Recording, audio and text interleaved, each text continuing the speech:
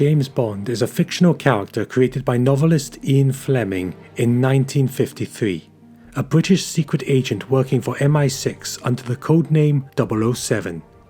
He has been portrayed on film by actors Sean Connery, George Lazenby, Roger Moore, Timothy Dalton, Pierce Brosnan and Daniel Craig in over 27 productions. It is currently the longest running franchise in cinema history, with its 60th anniversary being marked this year. And like the nefarious organisation Spectre, it has its tentacles wrapped around numerous different media, from films to TV, books, video games, toys, clothing and attractions. Today we'll be exploring the James Bond Iceberg. If you're not sure what an iceberg is, it's basically a tier list, with the top tier being a list of facts and theories that most people know about, and the further down the list we go, the more obscure or weird these theories become. Now, I didn't make this list myself. I found this iceberg on a Reddit posted by user... guess he's not around anymore. Anyway, you can find it on the James Bond subreddit that I've linked down below. Now pay attention, 007 fans. Dolph Lundgren has a brief appearance as one of General Gogol's KGB agents. Lundgren, who was dating Grace Jones at the time, was visiting her on set one day when an extra was missing, so the director John Glenn then asked him if he wanted to attempt the role. Lundgren appears during the confrontation between Gogol and Zoran at the racetrack, standing several steps below the general. In the movie Moonraker, Bond is being chased through the canals of Venice in a tricked-out gondola that transformed into a hovercraft while he was escaping through St. Mark's Square. There's this not-so-obvious edit that depicts a nearby pigeon performing a double-take towards the nearby absurdity. The pigeon double-take may be reviled by more serious cinephiles, but the editing trick resulted in a promotion for its creator John Glenn, who became director for all 5 Bond films of the 1980s.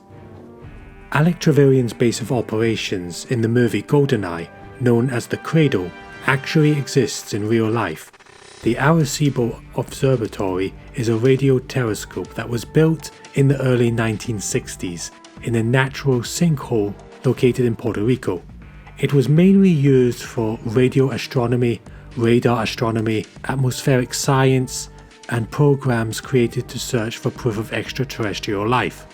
The National Science Foundation began planning the site's demolition in 2020 when, in August of that year, a socket holding one of the auxiliary cables suspending the 900-ton receiver platform hanging over the dish failed, causing the cable to break. However, in the early hours of December 1st, the receiver platform collapsed completely, crashing into the dish near 500 feet below. A tragic loss for science and Bond fans the world over. Never Say Never Again is the second James Bond theatrical film not produced by Eon Productions and the second film adaptation of the story Thunderball. Released in 1983, it stars Sean Connery in his 7th and final performance as James Bond. The film is not considered part of the canon of the Bond film franchise and was not produced by Albert R. Broccoli, despite its being handled by the official film series distributor MGM. MGM acquired the distribution rights in 1997 after their acquisition of Orion Pictures. The film also marks the culmination of a long legal battle between United Artists and Kevin McClory. Its release opposite the official Bond film Octopussy, starring Roger Moore, quickly led to the media to dub the situation the Battle of the Bonds. A popular fan theory that claims every James Bond is a code name assigned to whichever agent is serving as 007, as a means to explain the numerous different actors playing the character in the movies over the years. Originally beginning with On Her Majesty's Secret Service, when George Lazenby took over from Sean Connery. During the prologue sequence after Tracy ran away, leaving behind only her shoe, Lazenby commented with the line, "This never happened to the other guy," clearly referencing his predecessor. However, this theory has been widely debunked. especially after the release of Skyfall in 2012, which, unlike previous films, delves into Bond's upbringing. Back in 2007-2008, the Writers Guild went on strike, which affected the production of several films being produced at the time, including Quantum of Solace. Unable to obtain any writers for the film, several members of the production, including the film's director Mark Forster and its star Daniel Craig, took their hand into writing a working script, working off of a rough draft that they acquired right before the strike was in effect. The wine man who seems to keep creeping up wherever Bond is in the middle of doing something heroic or badass was played by Victor Tojansky, an assistant director who was asked to play a cameo in The Spy Who Loved Me, Moonraker, and For Your Eyes Only, as a little bit of a run-in joke with the film's directors. Casino Royale is a 1967 comedy spy film originally produced by Columbia Pictures. It is set as a satire of the James Bond film series and the spy genre, and is loosely based on Ian Fleming's first James Bond novel. The film stars David Niven as the original Bond, forced out of retirement to investigate the deaths and disappearances of international spies, as he soon battles the mysterious Dr. Noah and Smersh. Casino Royale also takes credit for the greatest number of actors in a Bond film either to have appeared or to go on to appear in the rest of the Eon series. During the production of The Spy Who Loved Me, Sir Ken Adams had to design and build a vast set at Pinewood Studios, included the submarine pen of the supertanker, which was proving very hard to light. So he called up Stanley Kubrick, one of the world's most admired and most demanding directors, to help him light the stage in the utmost secrecy. Before he got the part as 006 in GoldenEye, Sean Bean was actually considered to play Bond himself. However, he was cast as the villain of the movie instead because they wanted to appeal to younger audiences, as traditionally the villain roles were often taken by older actors. GoldenEye 007 XBLA is a remastered version of the original N64 game, developed by Rare for Xbox Live Arcade around 2007-2008, but ultimately unpublished due to licensing constraints. After rumours and videos of the remaster circulated for many years on the internet, in late January 2021, a GoldenEye streamer on YouTube received a leaked copy of the game and premiered a video showcasing all missions and part of the multiplayer mode, far more of a comprehensive look at the game than had ever been seen previously. On February 3rd, 2021, a full ROM of GoldenEye 007 XBLA was leaked online. Did you know that Sean Connery wore a wig as James Bond? It's not something that's clearly visible in each film, which is actually kind of the point. It blended in seamlessly with his natural hair. So then, why did Sean Connery have to wear a wig? Well, to put it simply, he was fecking bald. Sean Connery started going bald at the very young age of 21, and it became his biggest concern. Unfortunately, his baldness was genetic, so there really wasn't anything he could do about it. Connery suffered an early onset of baldness, much younger than most. Fortunately, he didn't let it hold him back from pursuing his acting career. It is often believed that Fleming took the names of two of his most famous villains from his own school days at Eton. In reality, however, these names came from two 12-year-olds from Sunningdale Preparatory School in Berkshire, who apparently bullied other pupils, including Ian Fleming's 6-year-old nephew, Nicole Fleming. John Blofeld, brother of the esteemed cricket commentator Henry Blofeld, became a High Court judge, while Peter Scaramanga followed a path closest to his Bond villain counterpart. After being expelled from Harrow School, Scaramanga, who was reputed to have played cards with Lord Lucian, was arrested in 1959 at a suspected illegal gambling den playing baccarat, one of 007's favourite pursuits, funny enough. In early 1960s, he had a conviction for smashing up a well-known Chelsea restaurant quashed, but was to appear later in court again in 1971, when he pleaded guilty to fraud charges at the Old Bailey.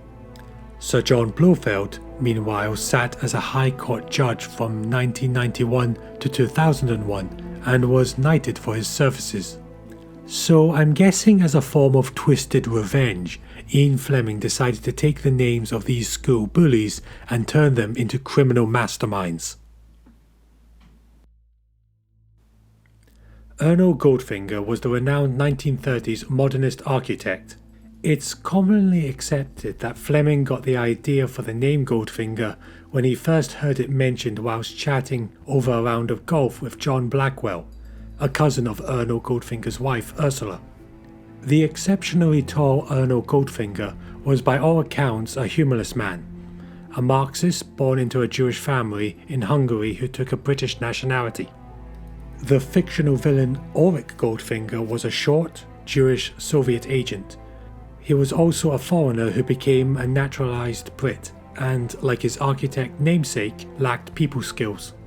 Erno let it be known that he thought his name was being brought into dispute by being chosen as that of a Bond arch-villain. Whilst the exact nature of any demands he might have made are unknown, given there were few, well, if any, other Goldfingers in Britain at the time, and fearing a delay in the publication of the book Goldfinger and a loss of earnings, the publishers of the Bond books certainly thought it was worthwhile coming to some kind of arrangement with the architect. Fleming, on the other hand, told his publishers not to stand for any nonsense from the Goldfinger, as there were many others of the Goldfinger name in the US and German telephone directories. He even suggested inserting an erratum slip to change the name of the character to Gold...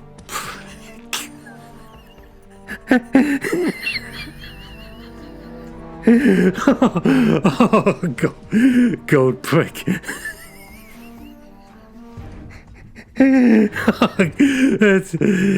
It's funny every time. Apparently there was a deleted scene in The World Is Not Enough in which Bond later checks Valentine's pulse. There's also another scene cut out from the movie when Dr. Warmflash takes Valentine in and finds out that he was shot in the ribs, and she eventually gets the bullet out. However, I haven't been able to find any footage of these two deleted scenes. Such a shame.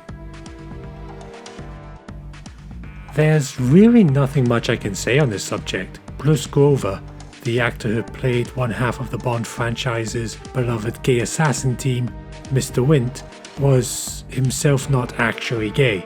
He was married and has 2 kids. Enough said, really. Except for the fact that one of his kids is Crispin Glover, and you might actually remember him as George McFly from the Back to the Future franchise. The Property of a Lady is one of the James Bond short stories written by Ian Fleming. It was included in the 1966 short story collection Octopussy and the Living Daylights from 1967 onwards. It was referenced briefly in Octopussy by Roger Moore, and there is a scene in the film that was heavily inspired by the events in the short story, where Bond attends an auction house and the appearance of a Fabergé egg. More recently, it was the title of an unproduced Bond film set to release in 1991 with Timothy Dalton starring as Bond. But due to the lawsuit hiatus that ensued between Path Communications and MGM, along with changes in writing staff, it was pushed to 1994. However, during the same year, Dalton retired as Bond, replacing him with Brosnan as the next Bond with his debut in GoldenEye. In 1966, famous British novelist Roald Dahl was approached by James Bond producers Harry Saltzman and Albert Cubby Broccoli, who asked him if he would be interested in writing the screenplay for You Only Live Twice, the 5th film in the Bond series. Yes, the guy who wrote such children's classics as The BFG and The Witches was also asked to write a Bond film. Anyway, Dahl agreed and began working on the film with input from LA television writer Harold Jack Bloom, You Only Live Twice was only loosely based on Ian Fleming's 1964 novel of the same name, but it was the first of the Bond films to discard much of Fleming's original plot. Dahl actually knew Fleming from his war days, though Fleming had actually died 2 years before Dahl began work on his screenplay. They in fact had been friends, but Dahl was not too keen on You Only Live Twice. Both producers agreed with his opinion that it was not Fleming's best work and allowed Dahl and Bloom to amend the story, resulting in a movie plot that differed quite significantly from the original book. It has been suspected that Boris Grishenko from GoldenEye is on the autism spectrum. However, this has never been officially confirmed. He has demonstrated some of the signs relating to this condition: repetitive movements, trouble interpreting the feelings of others, and overreacting to stressful situations. However, none of this necessarily proves he's on the spectrum. True, people with autism practice self-stimulatory behavior, known as stimming, which often involves making repetitive sounds or movements. These aren't exclusive to autistic people. Neurotypical people will often bounce their leg, like I often do as a matter of fact, or play with their hair to relieve their stress, but they're often a symptom of being on the autism spectrum. Other than that, there are no other concrete signs of Boris being on the spectrum. I mean, being fidgety with objects is a common relief for people in stressful situations anyway. But just to clarify, I am not an expert on any of these things. This is just some basic research. OK Connery, or Operation Kid Brother, when it was released in America, is a 1967 Italian Euro spy comedy film directed by Alberto Di Martino. The spy-fi plot involves the brother of British spy James Bond, played by Neil Connery, the actual real-life brother of Sean Connery, who is obliged to take the lead in foiling a world domination plot.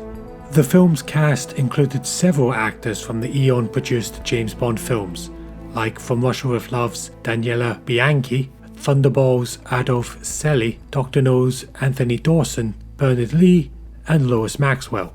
The film received genuinely negative reviews from the New York Times, Variety, and the monthly Film Bulletin, with the latter two reviews noting that the film could leave audiences with unintentional laughter at its ineptitude. The film was featured on the film mocking television series Mystery Science Theater 3000 in 1993.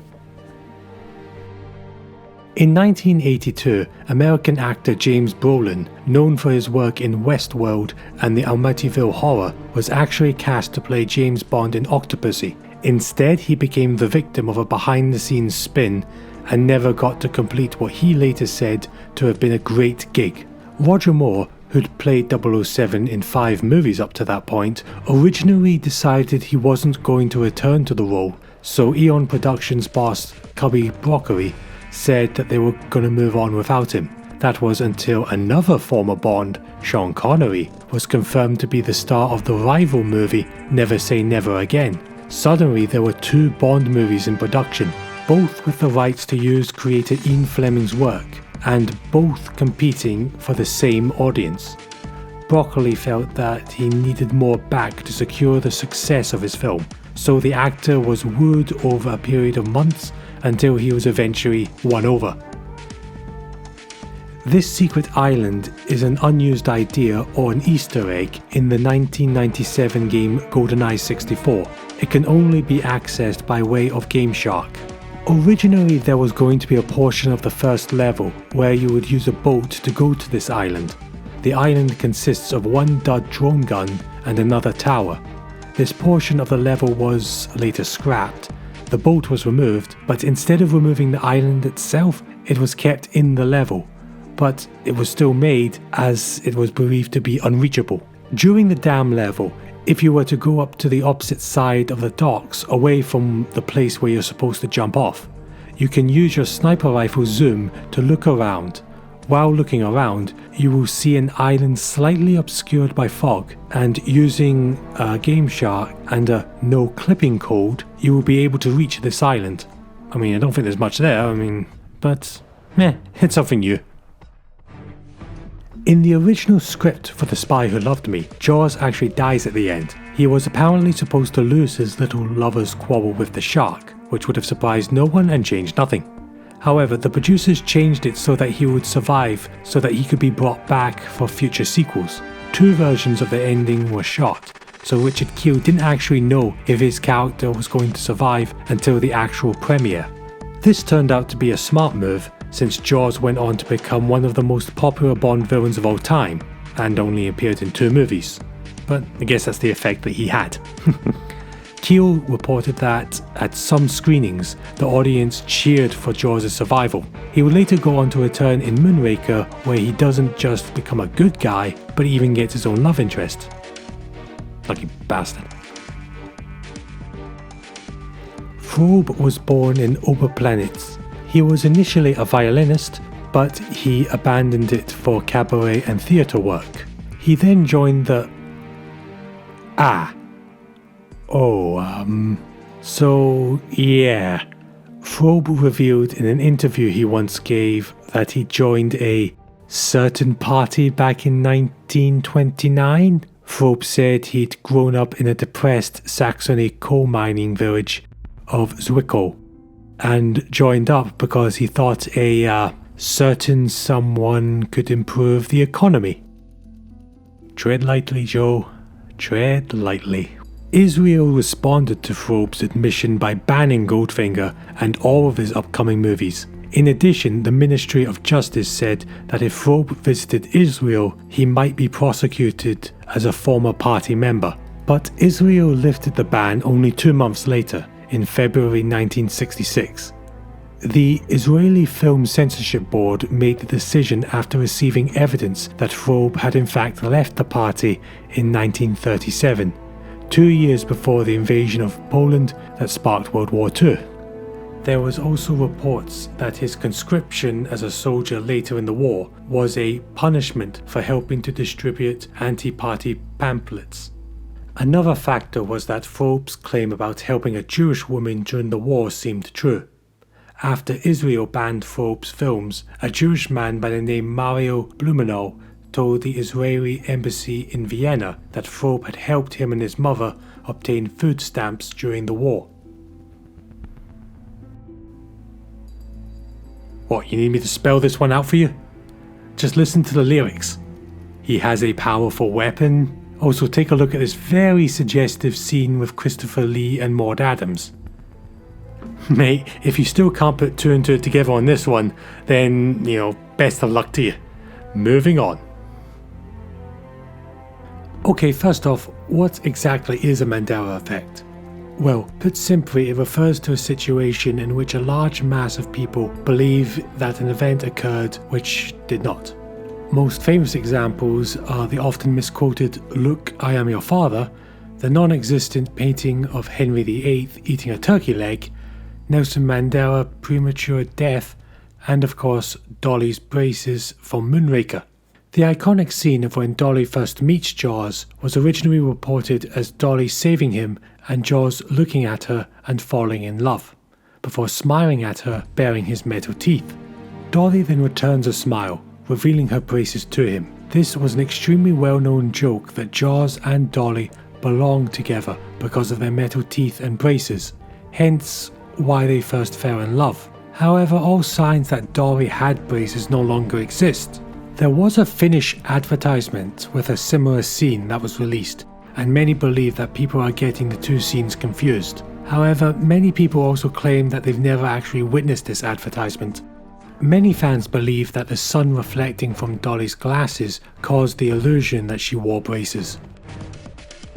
Also, there are those who believe Dolly's appearance as a stereotypical geeky girl just caused the idea that she wore braces. There are also those who believe that her braces were just straight up cut out of the film altogether. There are also many people who think that her braces were just straight up cut out of the film altogether, as a white flash is seen flashing over her teeth briefly. However, a lot of people say that there wouldn't have been any way to edit out her braces in the VHS versions. One theory also suggests that the basis of the Mandela Effect originates from quantum physics, and relates to the idea that rather than one singular timeline of events, it is possible that alternative realities or universes are taking place and mixing with our timeline. Could we take a break for a while? It appears my intelligence circuits have melted. Good point, well made. I'm just gonna move on. I'm already working my way down this iceberg. I don't want to get lost down a rabbit hole either. During the finale of License to Kill, Bond and Sanchez battled it out over a stretch of highway known as the Rumorosa Pass in Mexicali. While filming a scene where a tanker exploded, a special effects crew member was taking photos from behind the scenes. When he looked at his photos later, he saw what could only be described as a flaming hand reaching down from inside the explosion. Even eerily, director John Glenn went through every single inch of footage filmed that day, frame by frame, and couldn't find the hand anywhere else. Now, it can be said that this was just a trick of the light from the angle the photograph was taken. However, the exact spot where it happened has a long and checkered history. Years earlier, a minibus full of nuns fell over the cliff and burst into flames. Since then, the road has been closed due to its dangerous curves.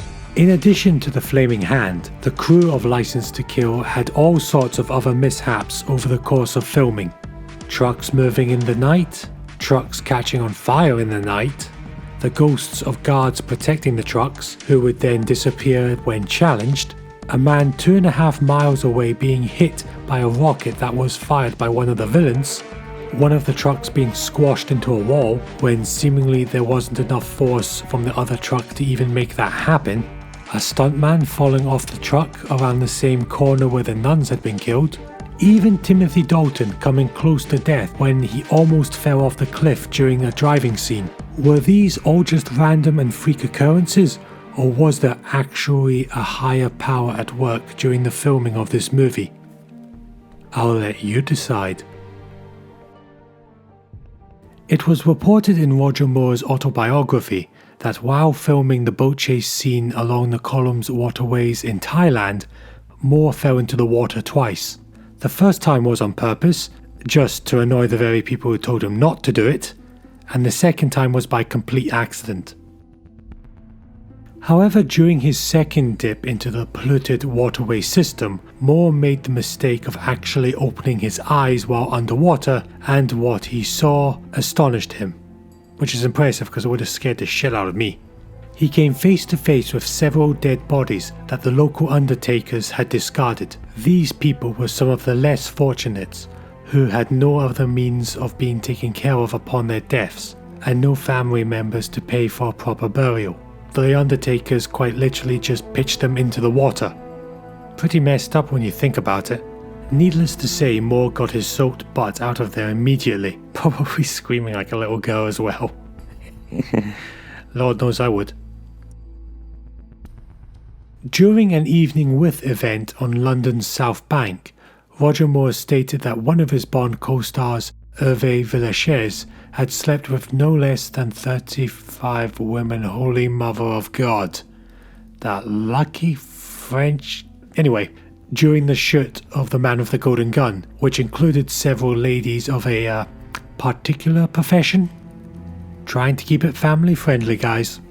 Moore also added that it was when the crew arrived to film in Bangkok that he grilled Villechaize on the tally of his exploits. Huh, I guess size really doesn't matter. Good to know.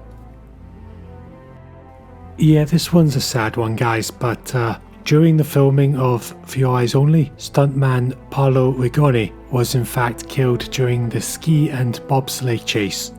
This was due to the poorly designed track, and as a matter of fact, Rigoni was not the only one to lose his life there tragically. During an actual competition, another bobsledder was killed at the exact same spot. Thankfully, the track was later modified for a less severe turn to prevent another tragedy. There had in fact been previous accidents on a Bond set before, most notably Johnny Jordan during You Only Live Twice, but his death wasn't during the filming of the actual film. But as far as I'm aware, Paolo Rigoni's death is the only one to have occurred on a Bond set. He was only 23, guys. Since we're still in the danger zone of the Bond franchise, how about we head back in time to 1965's Thunderball. When 007 breaks back into Largo's compound at night, he falls into a pool while fighting with a henchman. They're trapped underneath a retractable cover as a hatch lifts and sharks pour in. After an extremely close escape, Bond draws, "Sorry old chap, better luck next time." Connery's initial reaction though, when told about the scenes he was expected to film, was "not bloody likely." Fairly understandable response, I think. He was only convinced after a plexiglass screen was built in the pool, separating him from the sharks. However, production designer Ken Adam later confessed, and I quote, "What I didn't tell Sean was that I could only get so much plexiglass." Apparently there was still a small gap in which a shark actually managed to wiggle through, and the terrified Connery had to frantically leap out of the pool. At the end of the scene on screen, Bond pulls himself out of the pool, closely pursued by a shark. Initial reports claim that a dead shark was supposed to be used, pulled by a wire. Special effects coordinator John Steers later revealed the shark was unexpectedly still alive and began to thrash. Sharks will attack an injured one, and a horrifying feeding frenzy erupted, and as Steers screamed, "Get me out of here!" To a zone which is one of danger. This has probably got to be one of the biggest "wait, what?" moments in the entire series, but the explanation behind it is actually stranger still. First of all, let's keep in mind that For Your Eyes Only was made during the famous dispute with Kevin McClory. See, McClory was going to use the character Blofeld in his film Never Say Never Again. In his autobiography, When the Snow Melts, Broccoli claimed that he wanted to show that, in his final moments, Blofeld was no more than a typical mob boss, and not this oversized villain. In part, of course, because he was about to lose the character due to rights issues. Apparently, the entire line refers to an Italian mafia member offering this as a bribe to get something in exchange, which actually makes a bit more sense when you take into account that Cubby was born in Queens, New York in 1909, so he came of age during the 30s. A delicatessen in stainless steel was, and actually still is, the top of the line quality. Simply put, your food is better prepared on a surface that is easily cleaned and will not have bacteria clinging to it, unlike a wooden cutting board or other surfaces. Personally, I don't think Cubby himself had anything against the character. I just think this was one last big old get it up here to McClory. And there we go, 007 fans, the James Bond Iceberg. Thank God this video's over with. 30 odd minutes? Oh, I'm never doing a video this long again. But I think it was worth it. I really hope you enjoyed watching this video more than I actually enjoyed making it. Feel free to like and subscribe, and I'll catch you in the next video.